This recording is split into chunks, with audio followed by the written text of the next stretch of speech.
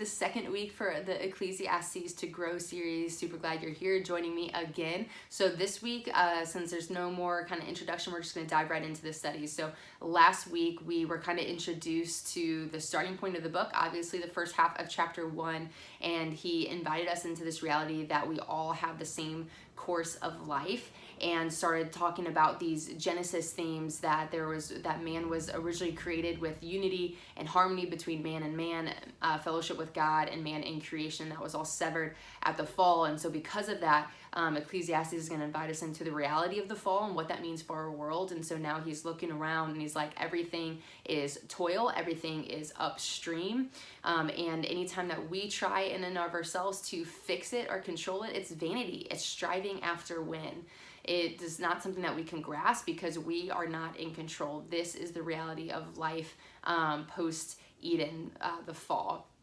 And so those are some of the themes that he started to touch on. He also obviously touched on there's nothing new under the sun, kind of implied that death is imminent. Everyone runs the same course of life, and also touch on this idea that in and of ourselves and because of the fall, we never find satisfaction, we never find true fulfillment and joy. And so that's kind of it. Definitely the first half of chapter 1 definitely invited us into big themes that he's going to continue to develop throughout Ecclesiastes. So keep those in mind, because he's going to kind of keep going back to them. And there's a reason for that we'll touch on as we continue to go through the study.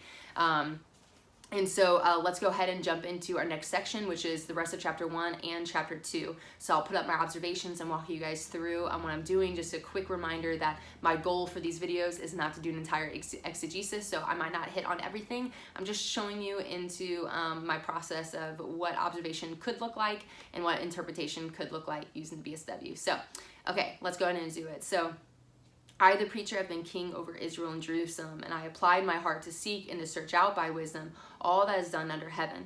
It is an unhappy business that God has given to the children of man to be busy with.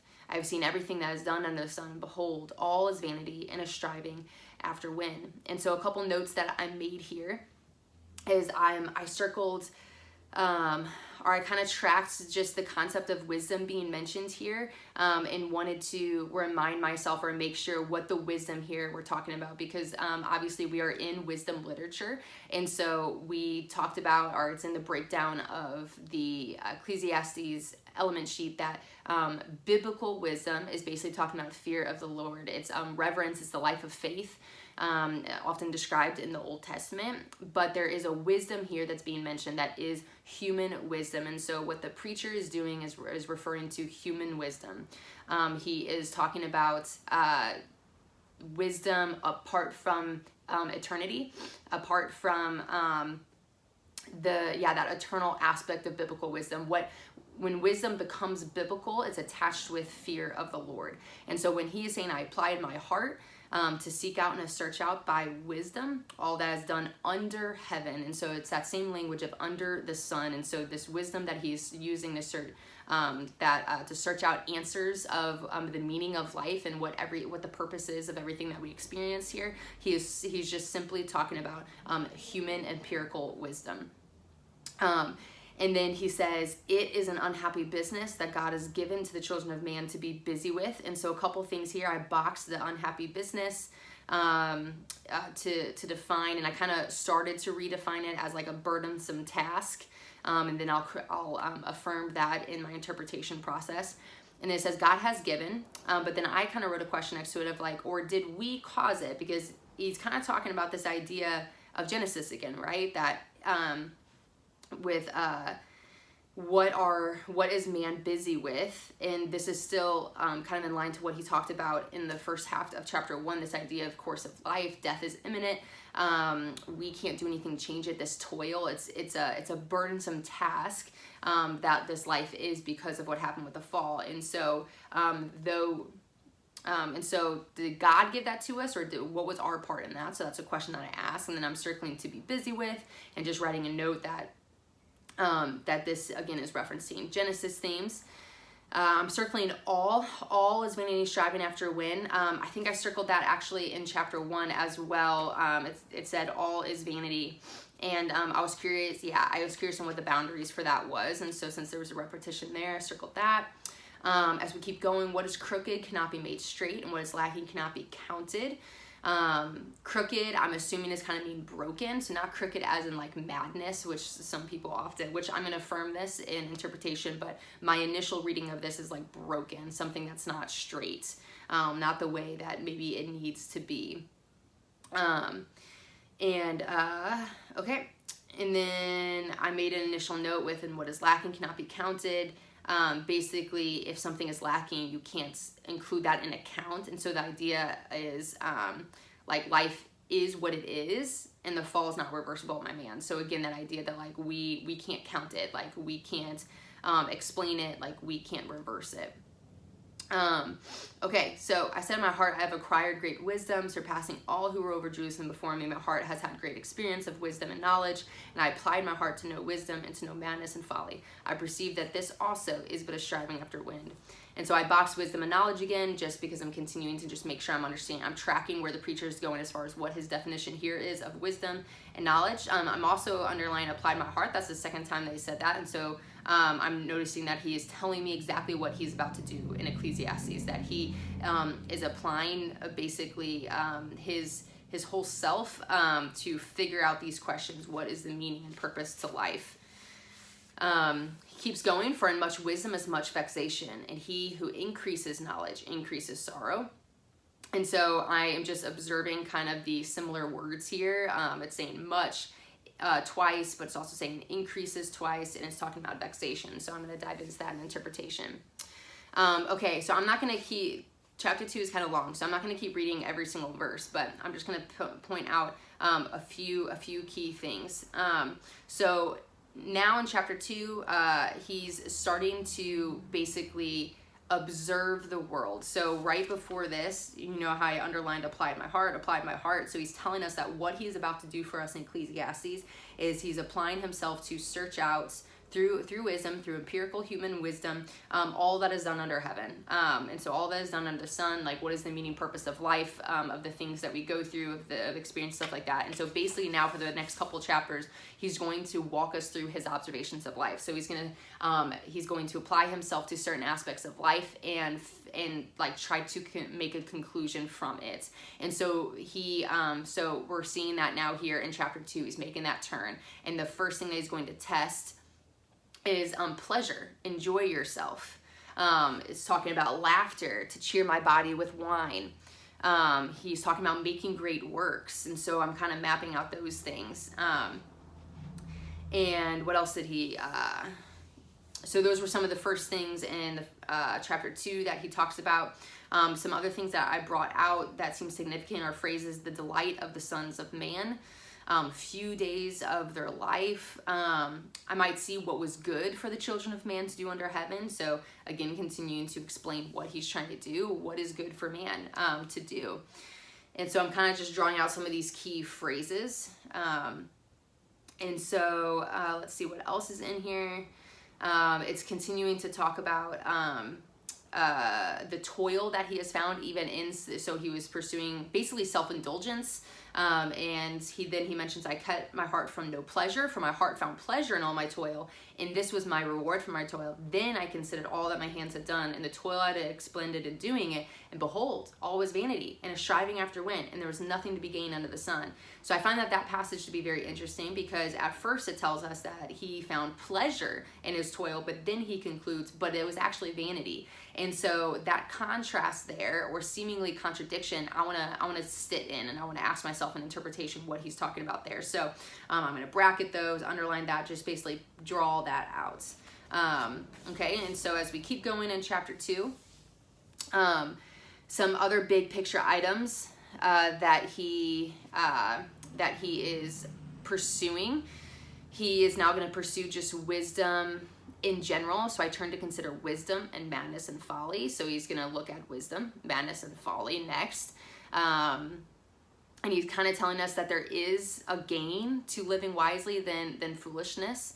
And again, something to note here, that wisdom literature is general principles. It's not something that we're going to continue to see this in Ecclesiastes, that he's going to show us that wisdom for wisdom's sake still fails us. So he's not saying, when he talks highly of wisdom and living wisely, he's not saying that is an end-all be-all kind of thing, but a general principle is that living wisely is better than foolishness.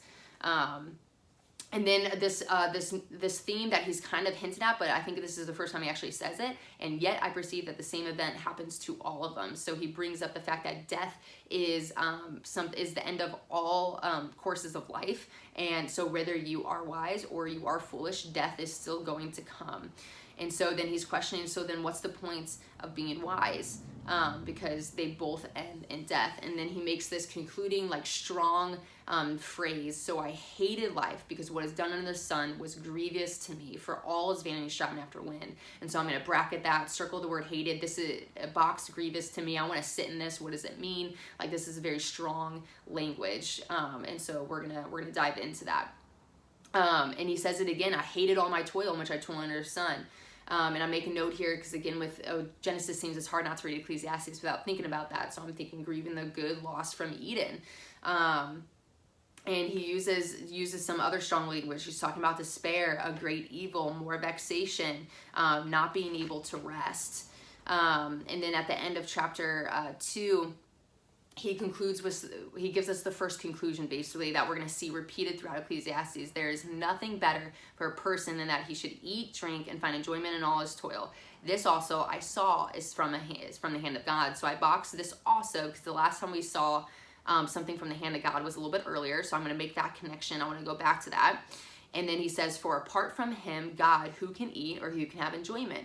For to one who pleases him, God has given wisdom and knowledge and joy, but to the sinner, he has given the business of gathering and collecting, only to give to the one who pleases God. This also is vanity and striving after wind. It's kind of confusing language, and so I boxed some things. It is bringing God into it, and kind of talking about that he is the gift giver, he is sovereign, he's in control, he gives he gives us these things to enjoy.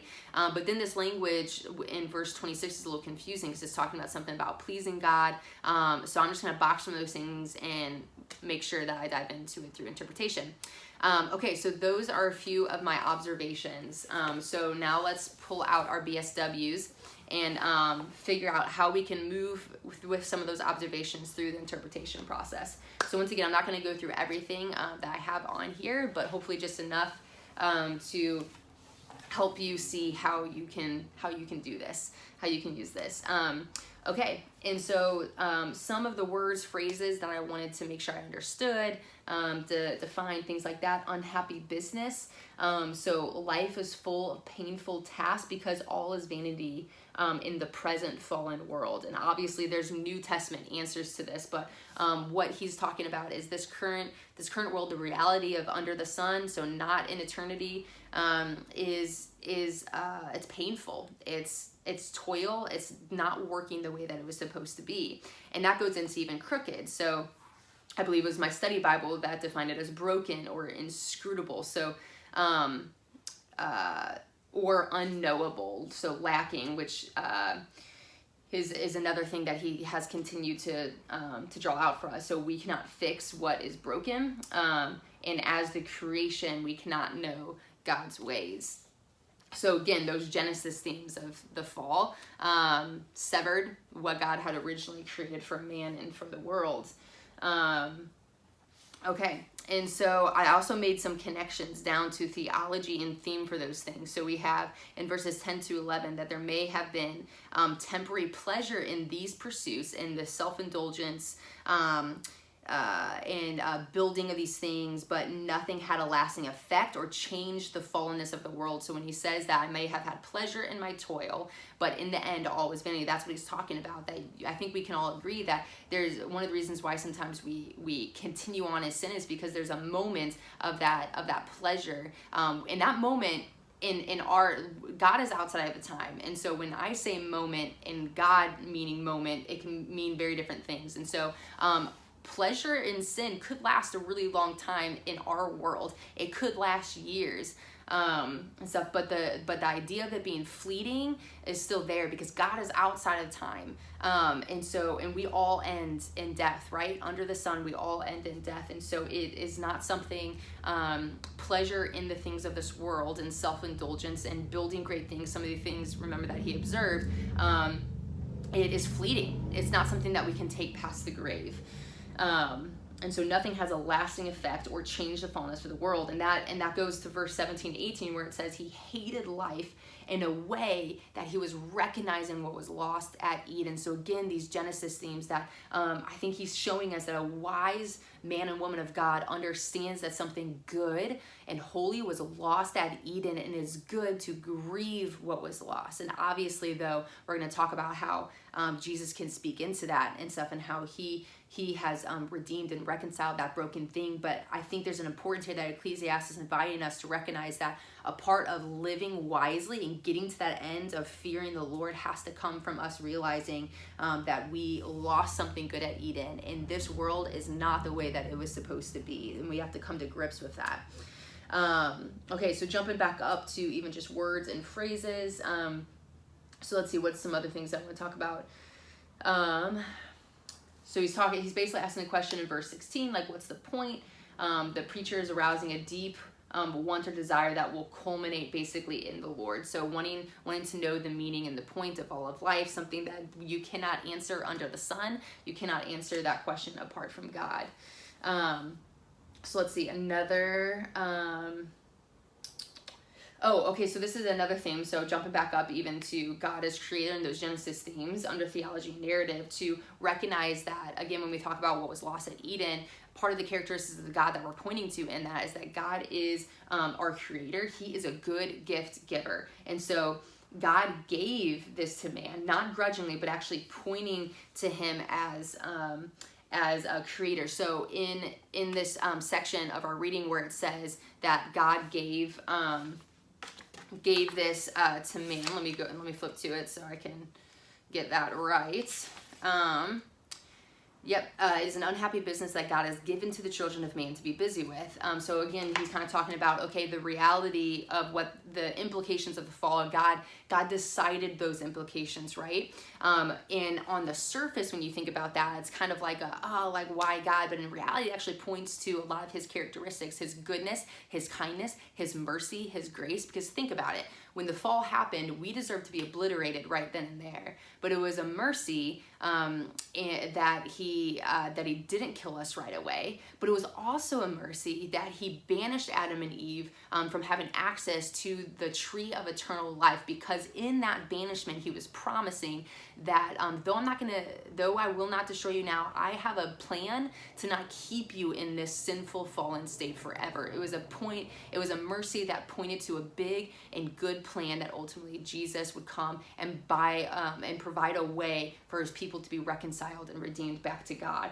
And so on the surface, when you're reading some of these things in Ecclesiastes, it does seem kind of like a downer. But I would encourage you to ask throughout Ecclesiastes, what characteristics is this pointing me to God? Or what characteristics about God is this pointing me to? Because on the surface reading level, it's easy to miss that. But in reality, when you come to grips with this truth, it points to our good God. And that even helps too with this idea of when he comes later with that first conclusion of so enjoy. There's nothing better for a person to do that he should eat and drink and find enjoyment in all his toil. This also I saw was a hand from God. So again, even though the fall happened, God has not withdrawn his good gifts from man. And so there's nothing better that we can do than to basically let go, stop trying to be in control and change the course of life or fix what man had broken, and recognize that God as creator has provided that he's in control, and he's given us these things to enjoy in light, despite all the fallenness and the brokenness of the world. There's still things that we can do to enjoy because he has given it to us, and so we can kind of recognize him as a good gift giver. Okay, so we're already at about 20 minutes, so I'm probably going to stop here. You guys saw my BSW. I'll put up an image of my connections so you can see some of the cross references that that I went to, I would love to encourage you guys to go read Matthew 5, the Sermon on the Mount, and ask yourself how that could even speak into this initial start to his observations about the reality of the fall. And then I would encourage you to go look up some of those other cross references if you guys don't already have those written down. So basically the summary that I came up with after kind of walking through all of this is that the preacher begins exploring all things under the sun. He sought wisdom, folly, pleasure, work, possessions, and toil itself, but nothing brings lasting joy and fulfillment. God has decreed this reality, and we are to merely find enjoyment from his hand for the things that are lasting. And then going to Jesus will come and give rest as the King of Kings. He will change the course of life. We then enjoy and live for him. And so Ecclesiastes on every turn is going to whet our appetite for something deeper, something more, something lasting, something eternal. And we're going to get to that, I think, next. We're talking about eternity being written on man's heart. And that's going to be really good. And so once again, I hope this is helpful. Drop in the comments something that you learned either in this video or just in your own personal study. Would love for you to share it with us and just learn from one another. So have a great Easter weekend, just celebrating the risen King.